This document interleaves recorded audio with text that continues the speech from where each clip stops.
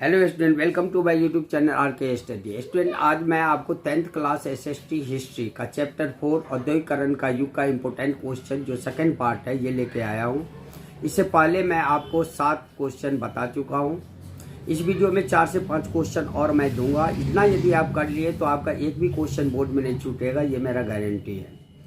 इसका 8वां क्वेश्चन है, 19वीं शताब्दी के अंत तक भारतीय कपड़ा उद्योग का पतन शुरू हो गया, व्याख्या करें।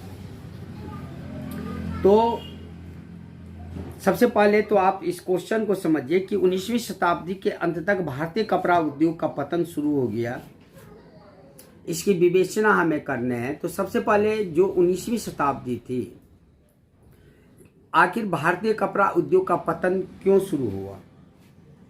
तो इसमें आप लिखेंगे कि 19वीं शताब्दी में अंग्रेजों ने धीरे धीरे भारत को बहुत से भागों पर विजय प्राप्त कर लिया था और इस प्रकार उनका नियंत्रण अब दृढ़ होता जा रहा था। उन्होंने अब एक सुव्यवस्थित ढंग से भारत का आर्थिक शोषण शुरू कर दिया, जिसका पहला शिकार भारतीय कपड़ा उद्योग ही बना। इस कथन का प्रमाण आसानी से देखे जा सकते हैं, जो इस प्रकार है कि अपने माल, विशेषकर अपने कपड़ों को बेचने के लिए अंग्रेजों को नए बाजार चाहिए था, जो भारत में अच्छे उन्हें और कहाँ मिल सकता था, जहां उनका अपना शासन था। फिर क्या था, उन्होंने भारत की मंडियां ब्रिटेन में बनी अनेक प्रकार की वस्तुओं से भर दी। भारत के मंडी में देखते ही देखते भारत एक निर्यात करने वाले देश की जगह आयात करने वाला देश बनकर रह गया। अर्थात यहाँ पे सबसे पहले उन्होंने क्या किया कि भारत की मंडियां ब्रिटेन में बनी अनेक प्रकार की वस्तुएं भर दी। जो ब्रिटेन में वस्तु बनती थी, भारत की मंडी में आके वो भर दिया। अब भारतीय कपड़े में उतनी अच्छी फिनिशिंग रहती नहीं थी और महंगे भी होती थी, जिसके कारण उनका कपड़ा बहुत आसानी से जो है सो बिक जाता था। भारतीय कपड़े ज्यों का त्यों रह जाता था। इसी तरह देखते ही देखते भारत में विभिन्न लघु उद्योग, दस्तकारी भी ठप हो गए। धीरे धीरे जो दस्तकारी उद्योग था, जो हाथ से बनाए जाने वाला उद्योग था, जो हाथ से काम करता था सारे मजदूर, अब उसमें फिनिशिंग रही नहीं, क्योंकि ब्रिटेन के जो कपड़े होते थे उसमें बहुत अच्छा फिनिशिंग होता था, जिसके कारण धीरे धीरे ये लघु उद्योग और दस्तकारी ठप हो गई। इस परिवर्तन का भारत के कारीगरों एवं दस्तकारों पर बहुत बुरा प्रभाव पड़ा। वे बेकार हो गए और गरीब का जीवन व्यतीत करने पर मजबूर हो गए। इस प्रकार आप कह सकते हैं कि 19वीं शताब्दी के अंत तक आते आते भारतीय कपड़ा उद्योग का पतन शुरू हो गया था। भारत की बनी हुई चीजें इंग्लैंड से आने वाली चीजों का मुकाबला न कर सकी। इसके लिए अंग्रेज सरकार ने अनेक उल्टे सीधे हथकंडे भी अपनाए। कभी भारत में बने माल पर भारी उत्पादन कर लगा दिया गया, कभी भारतीय कारीगरों को किसी न किसी बहाने तंग किया गया, जिसके कारण लोग जो है सो कारीगर जो था, मजदूर जो था, वो काम करना बंद कर दिया और भारतीय उद्योग जो है पतन के रास्ते पे आना शुरू हो गया। अधिक लाभ उठाने के उद्देश्य से अंग्रेजी सरकार ने भारतीय किसानों को अपना कच्चा माल सस्ते दामों पर बेचने के लिए मजबूर किया। यह लूट खसोट की नीति औद्योगिक क्रांति का एक सीधा परिणाम था। अंत में यह भी कह सकते हैं कि इंग्लैंड में होने वाली औद्योगिक क्रांति भारत की निर्धनता का एक प्रमुख कारण भी सिद्ध हुआ। इसने भारत की अर्थव्यवस्था का ढांचा बिल्कुल ही बदल दिया। निरंतर धन बाहर जाने से भारत कब तक निर्धनता के प्रकोप से बच सकता था, क्योंकि ज्यादा से ज्यादा सामान जो है सो भारत में जो आने लगा वो ब्रिटेन से बनकर आने लगा। सारे कच्चा माल ब्रिटेन ले जाया जाता था भारत से, और भारत में जो है सो उसकी जो है सो माल की फिनिशिंग होती थी, फिर यहाँ पे आके उसे बेचा जाता था, जिसके कारण 19वीं शताब्दी के अंत तक भारतीय कपड़ा उद्योग पतन जो है सो हो गया। नेक्स्ट क्वेश्चन है इसमें कि औद्योगिक क्रांति मिश्रित वरदान सिद्ध हुई, व्याख्या करें। मिश्रित वरदान का मतलब ही होता है सकारात्मक और नकारात्मक। औद्योगिक क्रांति भारत के लिए सकारात्मक भी रहा और नकारात्मक भी रहा, ये आपको बताने हैं। कोई भी व्यक्ति इस बात से इनकार नहीं कर सकता कि औद्योगिक क्रांति कुछ क्षेत्रों में बड़ी लाभकारी सिद्ध हुई तो कुछ में बड़ी हानिकारक। वास्तव में यह एक मिश्रित वरदान सिद्ध हुई। ये सकारात्मक में आप क्या सब लिखेंगे कि आखिर औद्योगिक क्रांति भारत में, जब औद्योगिक क्रांति इंग्लैंड में हुई तो भारत में इसका क्या लाभ जो है हुआ। तो सबसे पहला आप बताएंगे कि संसार की बढ़ती हुई जनसंख्या के लिए जीवन की आवश्यक चीज़ें मशीनों द्वारा ही पूरी की जा सकती है, और मशीन का आविष्कार हो गया था, जिसके कारण जो है सो भारत में मशीनें आ गई, नई नई टेक्नोलॉजी आ गई और भारत की अर्थव्यवस्था धीरे धीरे बेहतर होने लगा। मशीनों द्वारा भोजन, कपड़ा, मकान जनसाधारण को देना संभव हुआ। मशीनों के कारण अब शरीर की थकाने वाले श्रम से हमें छुटकारा भी मिल गया। पहले जो है सो श्रम बहुत ज़्यादा करना पड़ता था, मशीन के आ जाने से श्रम भी घट गया। मशीनों द्वारा बहुत सा काम होने से मनुष्य को काफ़ी फुर्सत का समय मिल गया, जिसे वह संस्कृत के विकास एवं अपने व्यक्तित्व के विकास में भी लगा सकता है बाकी समय।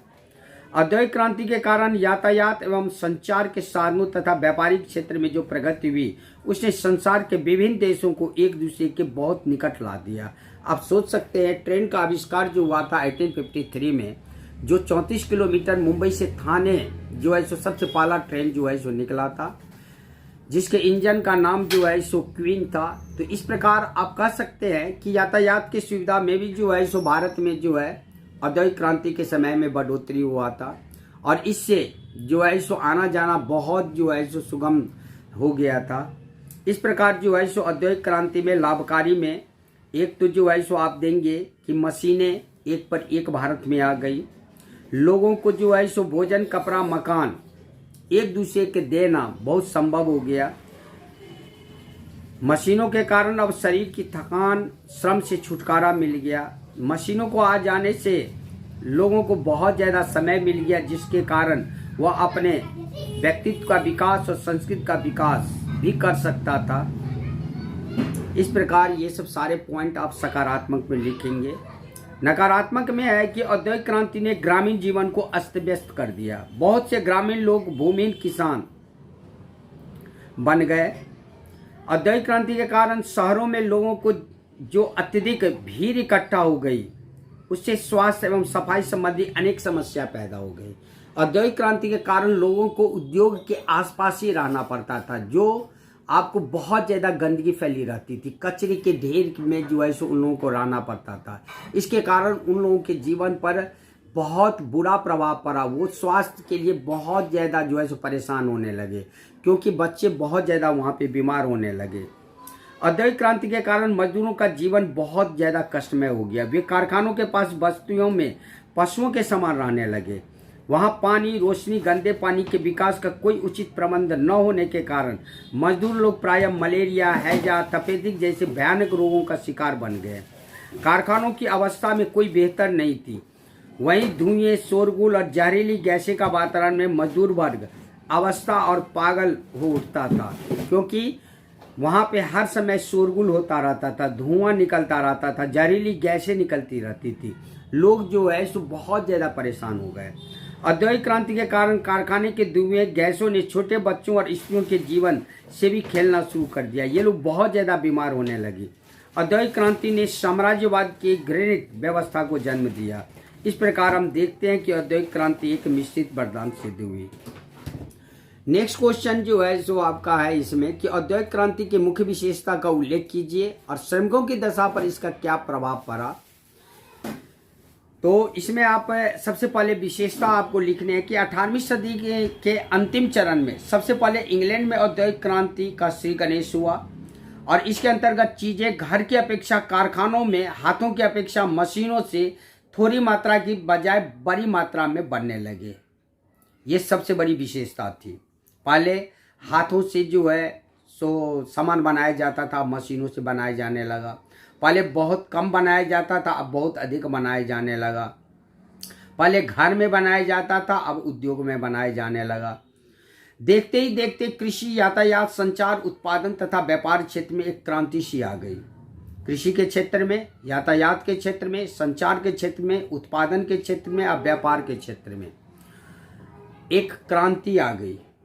यह क्रांति एक वरदान भी है और एक अभिशाप भी सिद्ध हुआ। वरदान इसलिए क्योंकि इसके द्वारा संसार की बढ़ती हुई जनसंख्या की आवश्यकताएं मशीनों द्वारा बने हुए माल से पूरी हो गई, क्योंकि मशीन से जो माल बनता था बहुत तीव्र गति से बनता था और जनसंख्या जिस हिसाब से बढ़ रहा था, यदि उस समय में हाथों से बनाई जाती तो उसके जनसंख्या को आवश्यकता की पूरा नहीं कर सकते थे। लेकिन यहाँ पे मशीनें जो है सो जनसंख्या की आवश्यकताओं को पूरा करने लगा। ये एक वरदान सिद्ध हुआ। मनुष्य की थकान वाले श्रम से छुटकारा मिला तथा साधारण व्यक्ति का जीवन भी सरल और सुखमय हो गया। लेकिन आप इसका नुकसान भी आप कह सकते हैं कि नुकसान भी हुआ। नुकसान ये हुआ जहाँ पे दस्तकार थे, जहाँ पे बुनकर थे, ये लोगों का जो है सो काम जो है सो छिन गया और बेरोजगार हो गए। महिलाओं और बच्चे जो उद्योग के पास ही रहते थे उन्हें कचरे के ढेर में रहना पड़ता था, जिसके कारण उन्हें मलेरिया, हैजा, तपेदिक बहुत सारी बीमारी होने लगा और उनकी आयु भी घटने लगी। बहुत सारे बच्चे और महिलाएं मरने लगी। ये नेगेटिव प्रभाव है। परंतु यह क्रांति एक मिश्रित वरदान थी। इसने मनुष्य के लिए अनेक उलझने और समस्या भी पैदा कर दी। इतना पॉइंट आप औद्योगिक क्रांति की विशेषता में आप लिखेंगे। नेक्स्ट इसी में था कि श्रमिकों की दशा का जो है सो वर्णन करने कि श्रमिकों पर क्या प्रभाव पड़ा। तो औद्योगिक क्रांति के कारण श्रमिकों का जीवन बड़ा कष्टमय हो गया।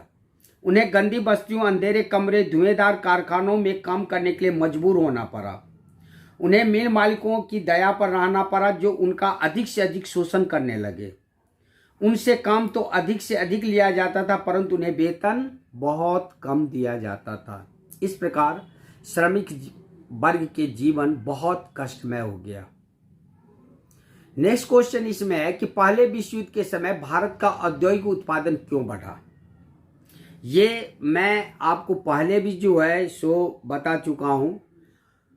जो आपका क्वेश्चन नंबर 6 था कि प्रथम विश्व युद्ध का भारतीय उद्योगों पर क्या प्रभाव पड़ा, इस क्वेश्चन को जो है इस ढंग से भी आपको पूछा जाएगा, तो यही आप आंसर आप लिखेंगे कि पहले विश्व युद्ध के समय भारत के औद्योगिक उत्पादन क्यों बढ़ा। तो ब्रिटिश सरकार ने तो भारतीय उद्योगों को नष्ट करने में कोई कसर न छोड़ी, परंतु जिसे रब रखे ओनु कौन चखे, ये कहावत है कि जिसे रब रखे ओनु कौन चखे। प्रथम विश्व युद्ध भारतीय उद्योगों के लिए एक वरदान बनकर आया। इसके कारण भारतीय उद्योगों को पनपने का एक उत्तम शुभ अवसर मिला था। इसके अनेक कारण दिए जाते हैं, जिनमें से कुछ मुख्य निम्नलिखित कारण आप बतला सकते हैं कि प्रथम जो विश्व युद्ध हुआ उस समय में भारत की जो औद्योगिक उत्पादन था वो क्यों बढ़ा। पहला पॉइंट आप लिखिए कि प्रथम विश्व युद्ध में ब्रिटेन ऐसे उलझन में फंस गया था कि सारा ध्यान अपने बचाव में लगा दिया। वह अब भारत में अपने माल का निर्यात न कर सका, जिसके कारण भारत के उद्योगों को पनपने का सुअवसर प्राप्त हो गया। जो माल ब्रिटेन में बनाई जाती थी वो माल अब भारत में बनने लगा। तो एक तो आप कह सकते हैं कि भारत के औद्योगिक उत्पादन प्रथम विश्व युद्ध के कारण ही बढ़ा, क्योंकि वो युद्ध में फंसा हुआ था। सारा का सारा ध्यान युद्ध में था और जो चीजें ब्रिटेन में बनाई जाती थी अब वो भारत में बनाए जाने लगा, इसलिए भारत का औद्योगिक उत्पादन बढ़ा। नेक्स्ट पॉइंट आप लिखेंगे कि इंग्लैंड के सब कारखाने निर्यात के विभिन्न चीजें बनाने की बजाय सैनिक सामग्री बनाने में लग गए और इसलिए भारतीय उद्योगों को रातों रात एक विशाल देशी बाजार मिल गया। अर्थात भारत में सैनिक सामग्री के अलावा सारे जितने भी वस्तुएं थी वो इंग्लैंड में न बनकर अब भारत में बनने लगा, और भारत में यदि बनेगा तो 100% औद्योगिक उत्पादन बढ़ेगा। एक विशाल देशी बाजार मिलने के अतिरिक्त भारतीय उद्योगों को जब सरकार द्वारा भी अनेक चीजें जैसे फौज के लिए वर्दियां, बूट आदि बनाने, टेंट आदि बनाने, घोड़ों के लिए अनेक प्रकार का सामान बनाने आदि के ऑर्डर मिल गए, तो उसमें नई जान आ गई। जैसे जैसे युद्ध आगे बढ़ता गया भारतीय उद्योग भी प्रगति करती रही, क्योंकि अब जो भी सामान बनाया जाता था सैनिक सामग्री तो इंग्लैंड में बनाई जाती थी, लेकिन अब भारत में भी सैनिक सामग्री भी बनाए जाने लगा। उसके अलावा जितने भी उत्पादन थे वो सारे के सारे भारत में किया जाने लगा, जो इंग्लैंड में किया जाता था। आप कह सकते हैं कि प्रथम विश्व युद्ध के कारण भारत का जो औद्योगिक उत्पादन था वो बहुत ज़्यादा बढ़ गया। पुराने कारखानों के साथ साथ बहुत सारे नए कारखाने खुल गए, जिसमें उद्योगपतियों को ही नहीं वरन मजदूरों और कारीगरों को भी चांदी हो गई। उनके वेतन बढ़ गए, जिससे उनकी काया पलट गई, क्योंकि जैसे जैसे युद्ध आगे बढ़ रहा था वैसे वैसे यहाँ पे मजदूरों से काम बहुत ज़्यादा लिया जाने लगा, जिसके कारण उनकी स्थिति पहले से बहुत अच्छा हो गया, क्योंकि वेतन भी बढ़ने लगा। प्रथम विश्व युद्ध में ब्रिटिश सरकार को फंसा देखकर जब भारतीय नेताओं ने स्वदेशी पर अधिक बल देना शुरू कर दिया, तो भारतीय उद्योगों के लिए सोने पर सुहागा वाली बात हो गई। इस प्रकार प्रत्यक्ष एवं अप्रत्यक्ष रूप में प्रथम विश्व युद्ध भारतीय उद्योगों के लिए एक वरदान सिद्ध हुआ। इस प्रकार इस क्वेश्चन को जो है सो इतना पॉइंट आप लिख दिए तो काफ़ी है।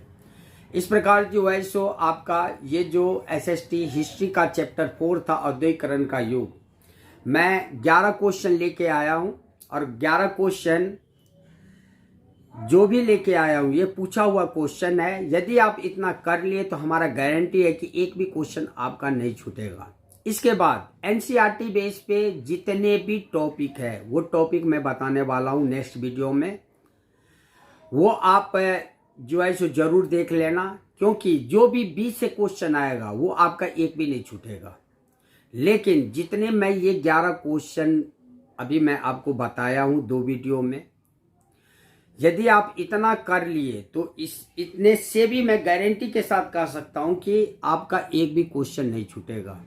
अब हम नेक्स्ट वीडियो में एनसीईआरटी का जो टॉपिक बताऊँगा पेज बाय पेज वो लेकर आऊँगा। तब तक के लिए जय हिंद, जय भारत।